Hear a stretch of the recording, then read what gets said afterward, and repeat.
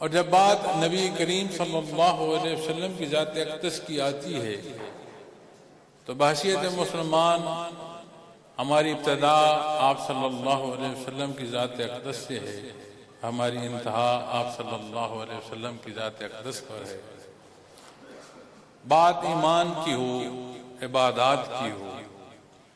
معاملات کی ہو،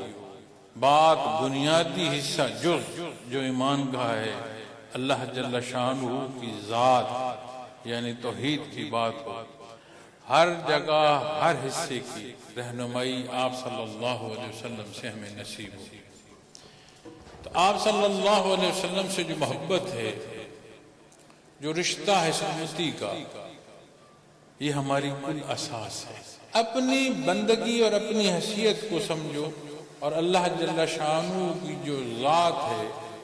اللہ کریم کی جو بلندی ہے، جو مخلوقات کا پالن ہار ہے، جو کچھ تمہیں نبی کریم صلی اللہ علیہ وسلم نے سکھایا، اس نسبت کو، اس درجے کی یاد میں رکھو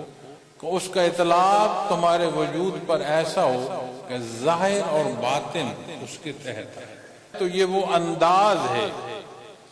جو بندے کو غفلت سے نکالتا ہے اور اس ادراک تک پہنچاتا ہے کہ صرف جہاں بندگی کا احساس ہوتا ہے وہاں عظمت باری تعالیٰ کا بھی ادراک ہوتا چلا جاتا ہے۔ تو جب مقصد حیات کی بات آئے گی تو قرآن کریم بیان فرماتا ہے کہ وَمَا خَلَقْتُ الْجِنَّ وَالْإِنسَ إِلَّا لِيَعْبُدُونَ، اللہ کریم نے تمہیں اپنی عبادت کو پیدا فرمایا۔ صاحب ایمان دنیا کا کام اس طرح کرتا ہے کہ اللہ کا حکم ہے آخرت میں مجھے اس کی جواب دہی ہے، اس لیے اس کی دنیا بھی جو ہے وہ دین کے معنوں میں ڈھلتی چلی جاتی ہے اور درجہ بدرجہ ایک عبادت کا جو حصہ ہے اس کے لیے وہ دنیاوی امور بھی بنتے چلے جاتے ہیں۔ آئیں اس محبت میں، اس عشق میں، اس نسبت میں اپنا اپنا جائزہ لیں، جو ہو چکا اللہ کے حضور معافی کے طالب ہے، اور جو فرصت ہے کسی کو کچھ کہنے کی ضرورت ہے، اپنا میں اپنا دیکھوں، آپ اپنا دیکھیں۔ اللہ کریم مسائل میں، مصیبتوں میں آسانی فرمائے اور ہمیں دین کی سمجھ عطا فرمائے، عمل کی توفیق عطا